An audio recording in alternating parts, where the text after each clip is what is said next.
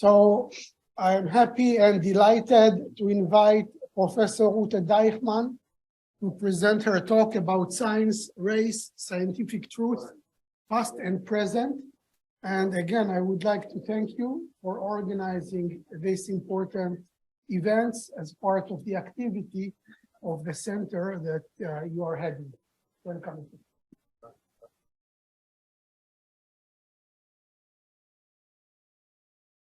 Yeah, thank you, Opa, for introducing me so kindly.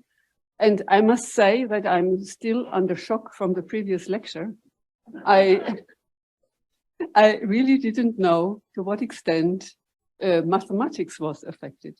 By all means, I mean, okay, sociology or, sorry, Natalie, but mathematics I did not expect. And I also did not know that this movement already reached the White House. Okay, this is just in comment to what was before.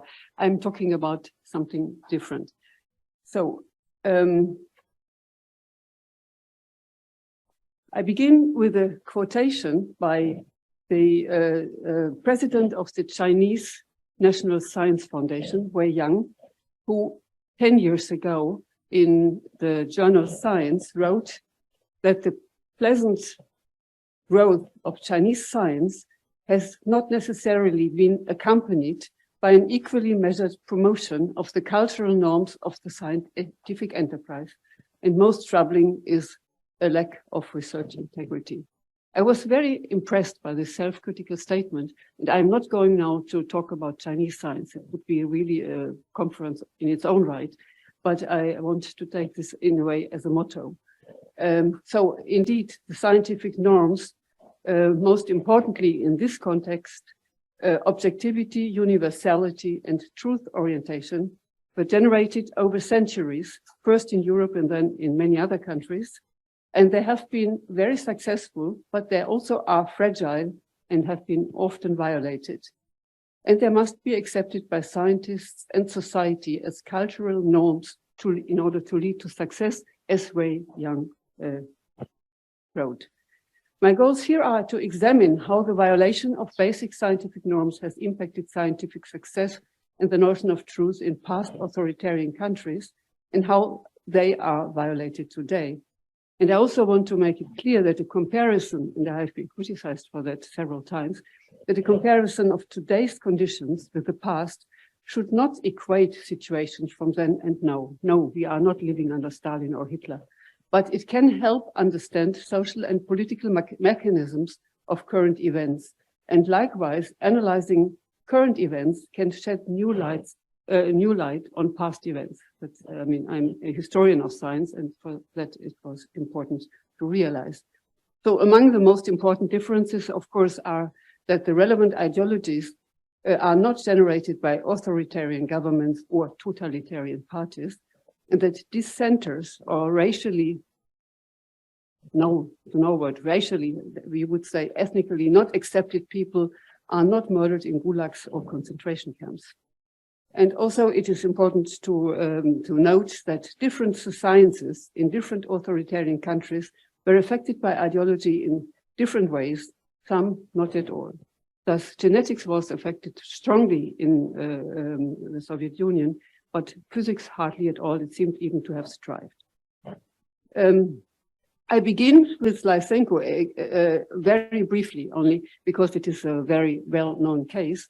And again, not because I equate the situation there with the situation under Stalin. And also the case of Lysenko is not typical for science under Stalin. But I use it to remind us of the fragility of basic scientific norms and the consequences of their violation. Last year, we celebrated the 200th anniversary of Gregor Mendel. As we all know, Mendel succeeded to reduce the complex phenomena of genetics, of heredity and breeding to something that looks like a binomial formula. It's written below. And by that he lay the basis of the science of genetics, which developed a few decades later.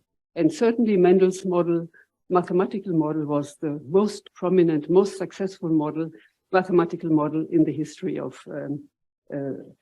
early biology. So his strongest opponent was Lysenko in the Soviet Union, and he wrote in his infamous speech in 1948, "We biologists do not take the slightest interest in mathematical calculations which confirm the useless statistical formula of the Mendelists.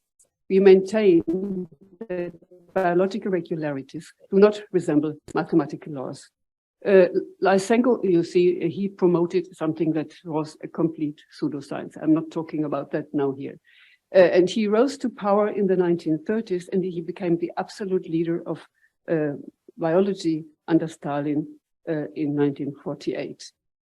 And according to Nikolai Krementsov, the historian Krementsov, in August 48, the Soviet government finally banned all teaching and research in genetics.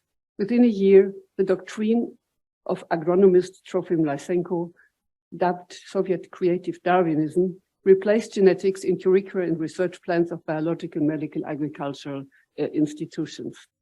And this lasted for decades. And only in '64, after Khrushchev fell from power, his pseudoscientific doctrine finally lost government support.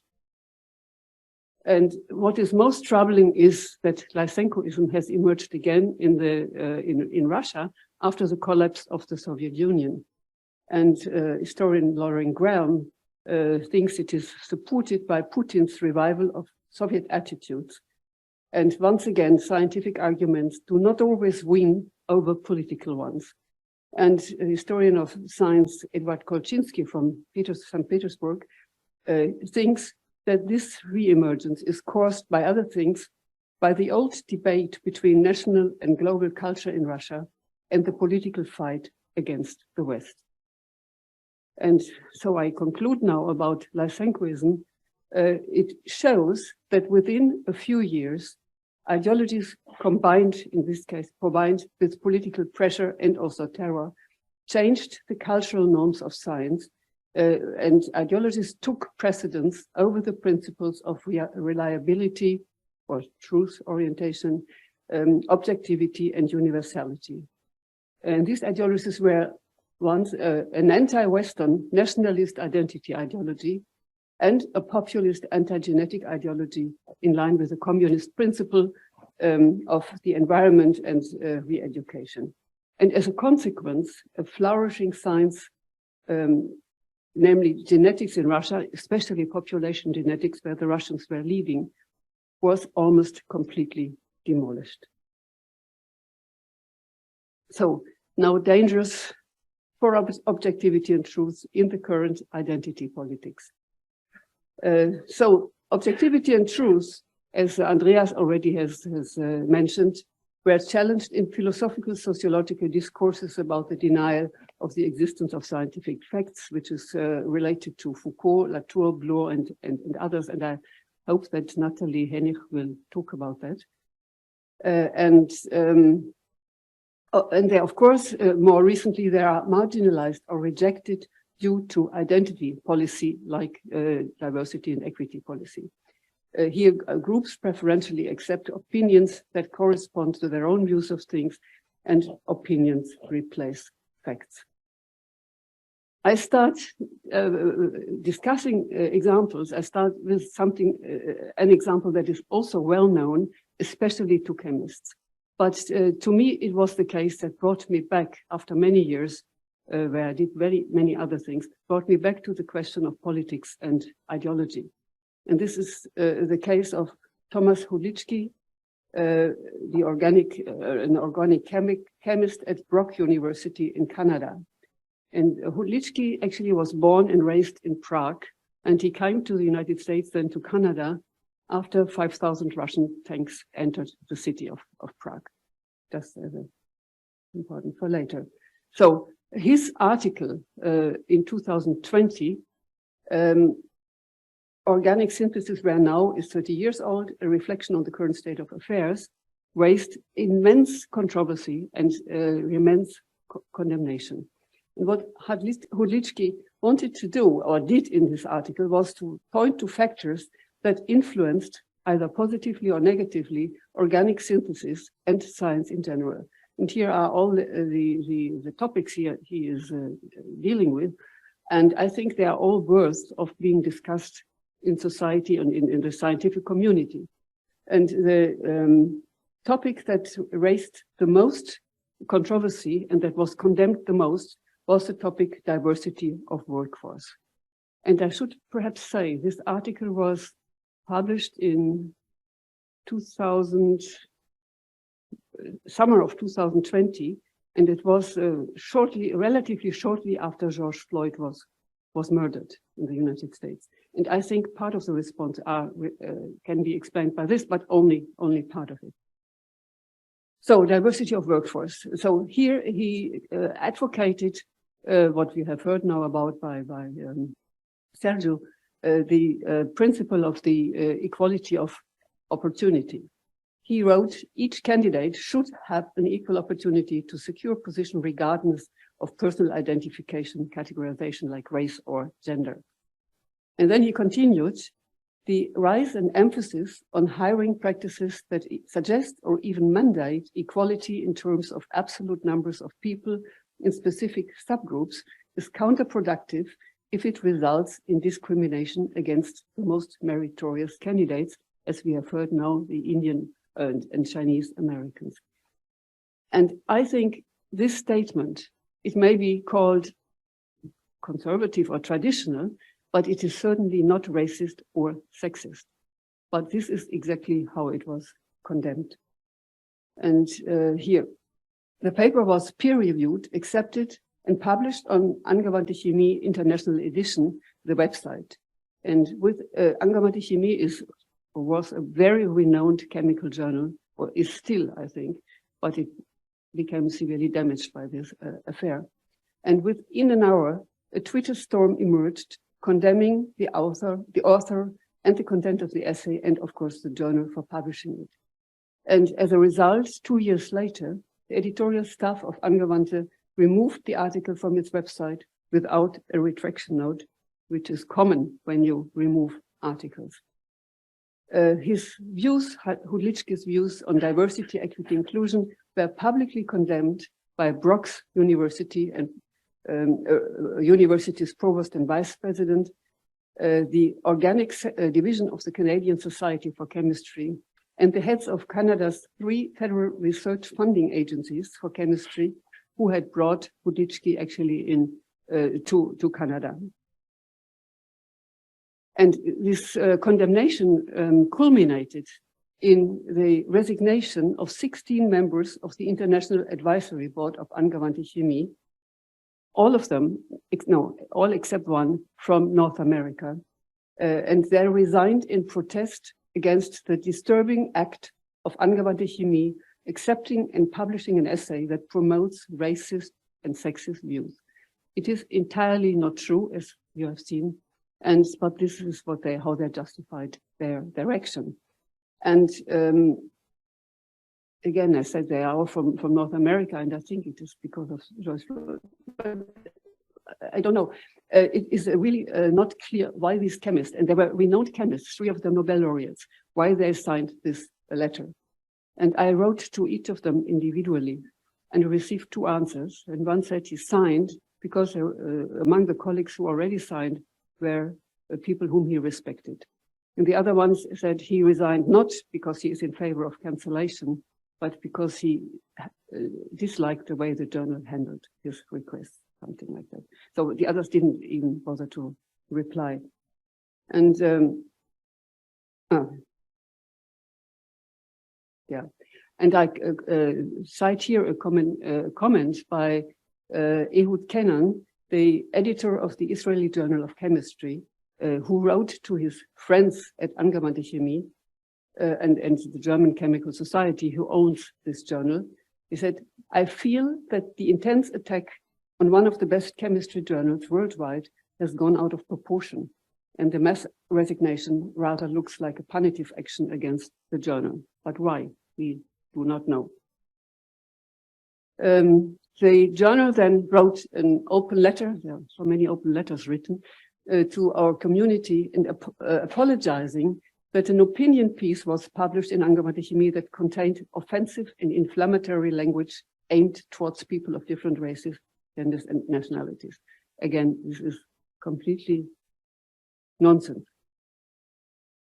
So to conclude this, I was in contact with Thomas Hudlicki, and he wrote to me in 21 that he thinks the new diversity ideology has mutated to an almost religious cult status. And we have heard it already several times, and we will hear it probably also later. And maybe we will witness a cultural revolution of some type, like in China. Again, I can hardly believe that repression of speech could actually sprout in Western democracies, but it is real and alive and well, especially in the United States and Canada.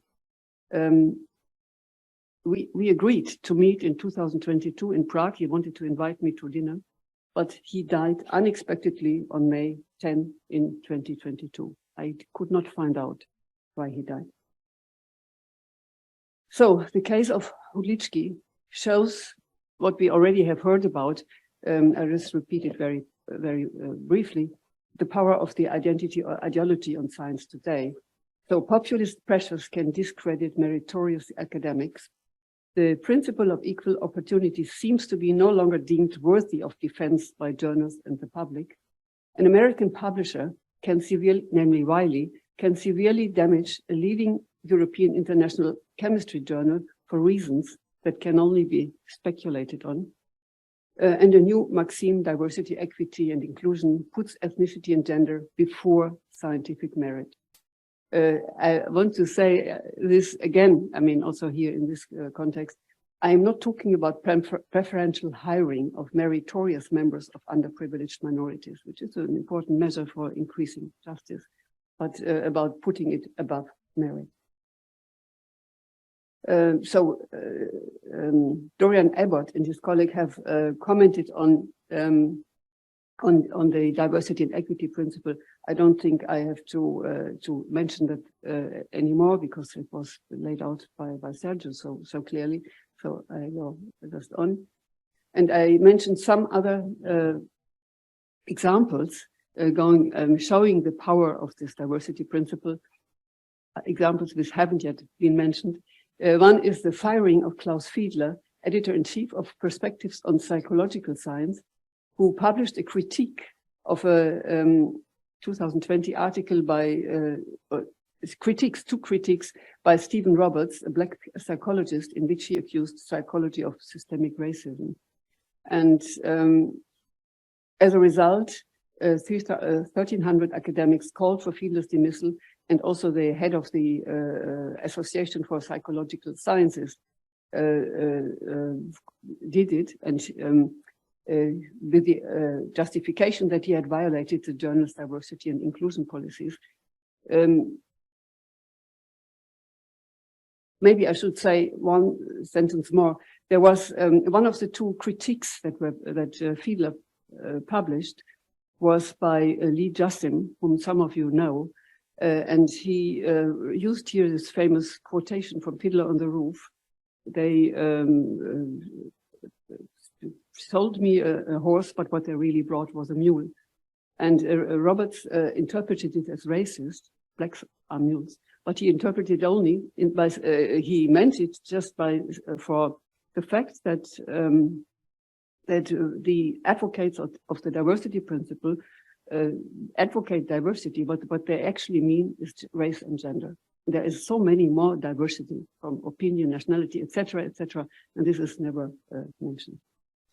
Anyhow, Fiedler was put before the alternative of resigning or being fired, so he resigned. A scandalous case. So we heard already from Andreas about the campaigns of major scientific journals to fight alleged systemic racism and to decolonize science. So also, I think he did not cite this one, the campaign by Nature to overcome its racist legacy, and guest editors helped Nature decolonize research and forge a path towards restorative justice, reconciliation. We know that these words don't mean what they say. And yes, and what they really mean is they want to have more blacks in prominent positions. And then the giant plan to track diversity in research journals, also launched by Nature, and more than 50 publishers from over 15,000 journals globally ask now scientists about their race and ethnicity as well as gender when submitting a paper or writing a review or even reviewing manuscripts.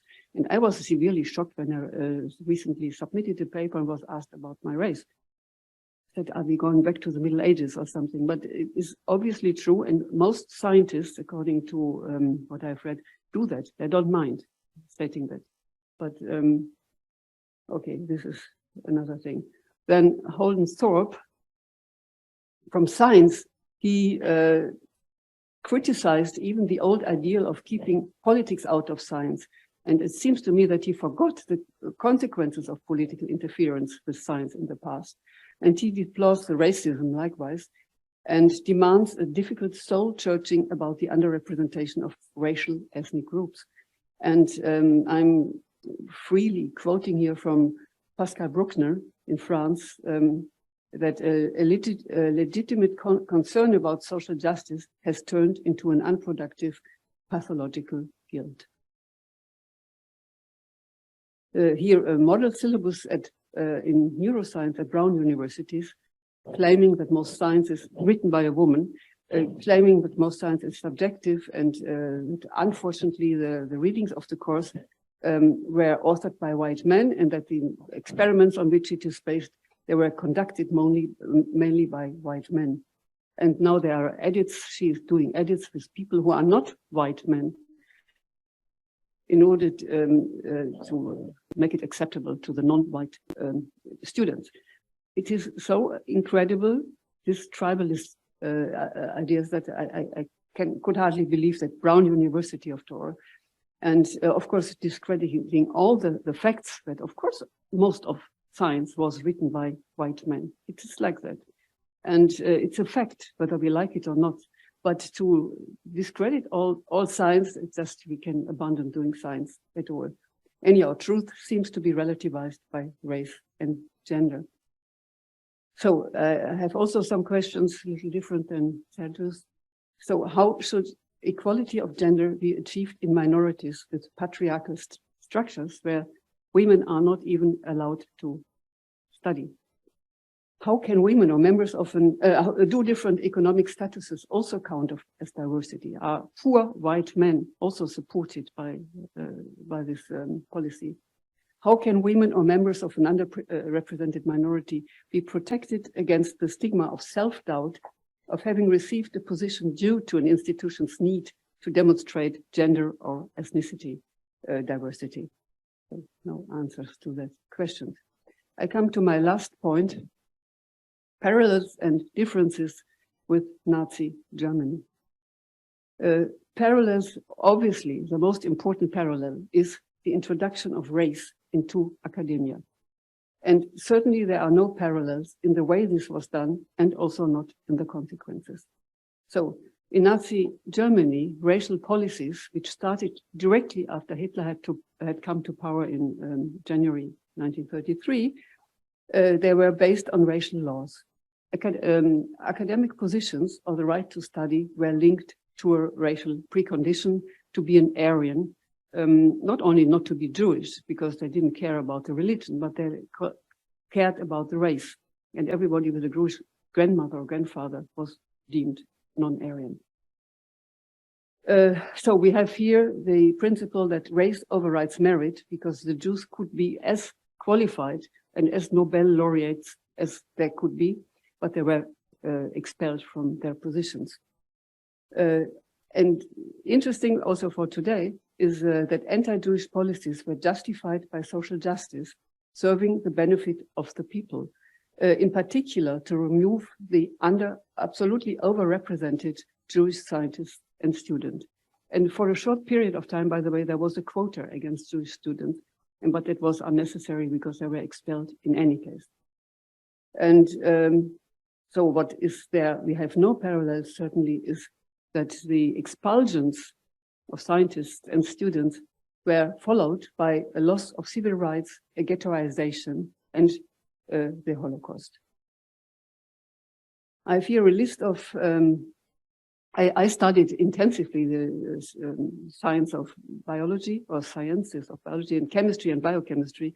And this is a list of the most successful Jewish biochemists, chemists and biochemists, sorry, who were expelled. And you see there are many Nobel laureates, and most people in the end went to the United States. And if there are biochemists among you or the people who are on Zoom, you certainly know the name of Hans Krebs, Otto Meyerhof, and Leonor Michaelis. So these were among the people that were expelled. And on this list, there's also Fritz Haber, a physical chemist, who is also very much under critique today, because he was the initiator of chemical warfare in the First World War as a loyal German patriot. But shortly after, I think I have it here. Yeah, shortly after he received the Nobel Prize, because the Nobel Committee didn't want to get into politics, and they gave him the prize, which he deserved, for his eminent research on the synthesis of ammonia from its elements, which was attempted by many, but he achieved it. Haber was allowed to stay on a little longer, though he was Jewish, because he was a frontline soldier. But he had to dismiss his Jewish workers, and a day later he resigned from his positions, and writing a letter to the Minister of Justice, no, Minister of Education.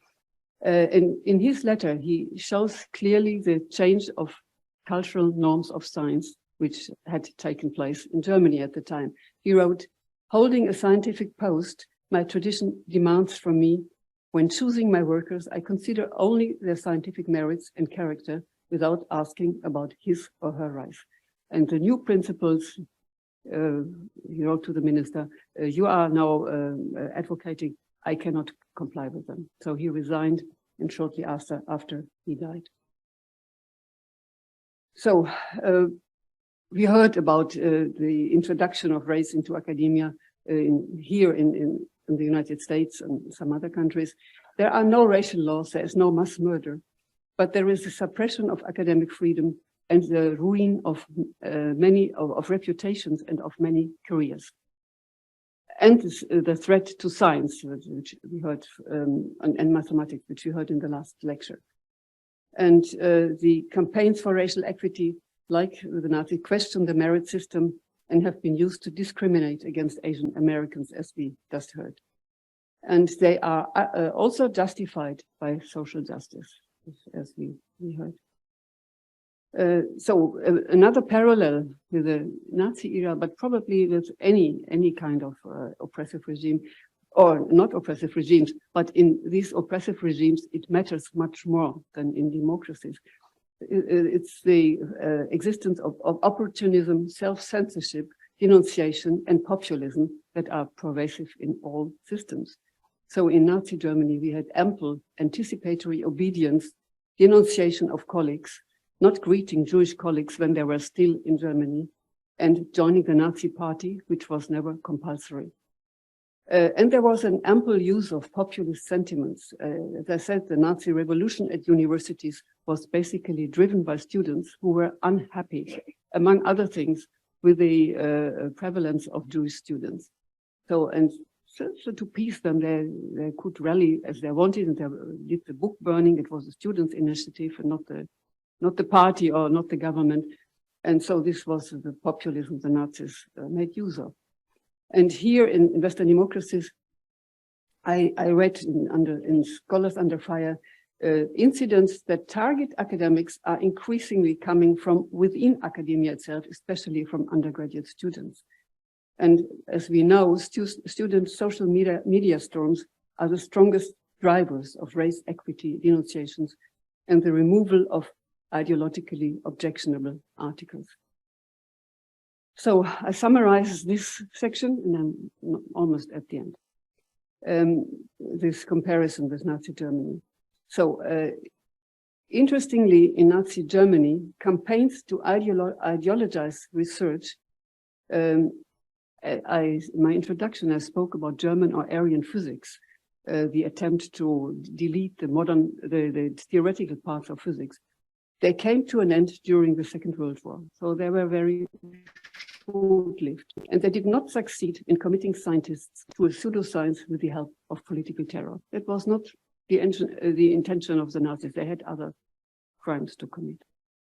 The decline of German science and the humanities, which was very evident at the end of the Second World War, was mainly caused by the racially motivated expulsion of Jewish scientists, and the effects were especially large in biochemistry. This I saw more than in chemistry, for example, though there were even more Jews, but the most successful ones were in biochemistry and in mathematics, as we had heard before. And the United States benefited the most from these expulsions because many of them emigrated to the United States. So this is a citation of a Harvard biochemist who wrote about this enormous push the Department of Biochemistry received through the immigration of scientists from Europe, and that was scientists who had been expelled by Hitler. Today, institutions and individuals are yielding to the pressure of the identity movement, diversity equity movement, and decolonizing scholarship. The question is, how will this affect the sciences in the future? And Percy Dave and Sergio Kleinerman, they warn of a strong decline of the STEM system in the States. We heard that already. The United States had been dominant since the mass exodus of European scientists, but now they are on the verge of losing the dominant position. And the question is, which I will not answer, but we can maybe talk about in the round table at the end, will this trend last, or are there signs that it will weaken and disappear? I don't think there are, but let's discuss it. And I conclude by saying that scientific knowledge about the natural world is based on scientists' competence and methodologies. Ethnicity and gender have a great impact, as we heard from Sergio. They influence motivation, ability, and perseverance, which are different in different fields.